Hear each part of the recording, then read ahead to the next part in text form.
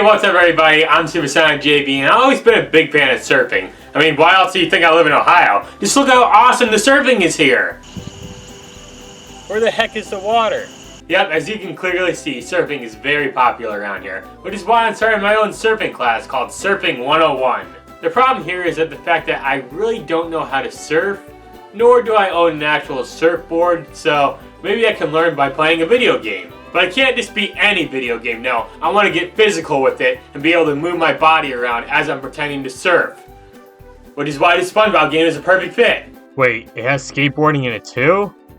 I don't know how to skateboard either, so this will be a new learning experience. Now, we all know how awesome the Kinect was, right? Okay, maybe it wasn't that great, but you gotta admit, it had a lot of potential. The idea of becoming the controller was a pretty interesting idea. It just wasn't handled that well. Kinect had issues with picking up people's movements, which led to a lot of badly reviewed games, including this one.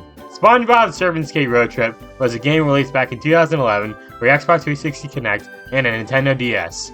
Originally, the Kinect game was going to be one of the games I talked about in my Xbox 360 Kinect games video, but that never happened, so I thought I'd talk about it today, cause why not?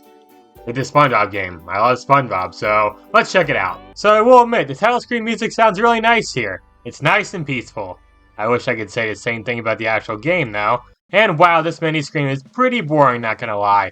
Also, this game has a 2-player mode, but I'm gonna pass on that and just do 1-player mode for now. Because come on, we already know that no one on Earth will want to play this game with me. So the game starts off with this PowerPoint presentation-like cutscene where SpongeBob and Patrick have invited their friends over to tell them all about their latest vacations. In these scenes, they're referencing episodes from the TV show, but I haven't watched these episodes in years, so my memory isn't the best here. Also, I noticed these cutscenes seem to be using standard Google images a lot. Like, look at this image. It's just this SpongeBob thumbs up image, but with this button thingy on his hand.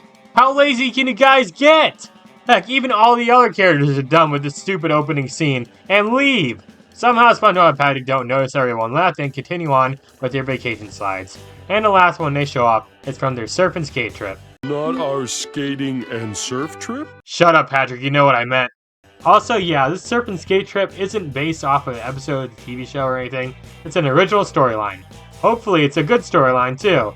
And now we can finally start playing through the game. So we can play through the game story mode, do a quick play event, or play through the tutorial. And trust me, you'll probably need a tutorial before playing this game. So in the story mode, we're supposed to play through a bunch of courses and complete a set of missions to beat the game. These missions can be something as easy as cross the finish line under a certain time, score as many points as possible, or follow the green gates. Now, none of these mini games are really hard or anything, but there is a teeny tiny little issue this game has. The controls. The game controls like shit. It even clogs the toilet! What you're supposed to do is stand sideways like you're on a surfboard and lean forward and back to steer left and right.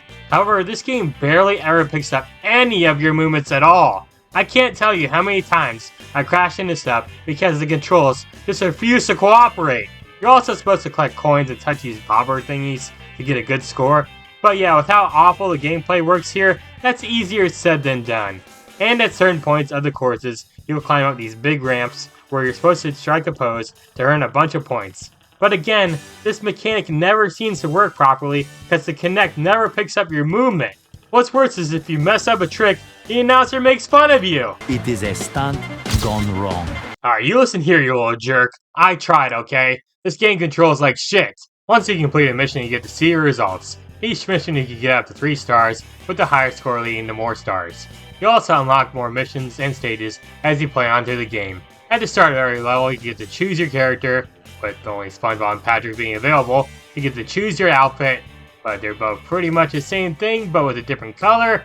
And you can choose your surfboard or skateboard, which all have specific stats. You can also unlock more surf and skateboards by completing missions. Now, for the skateboarding levels, there's even more obstacles to avoid, and there's even these grind rails where you gotta lean left or right in order to keep your balance. And yeah, this part sucks too, cause again, the Kinect struggles so much to detect your movements. Also, these grinding sections last way too long, so hopefully you're prepared to look like an idiot for a while.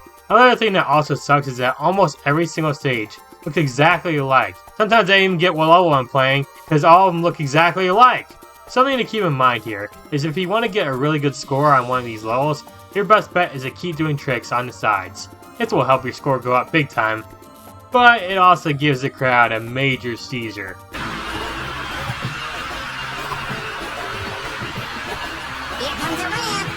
Something else that you should probably know about this game is the fact that there really isn't much to the actual story mode.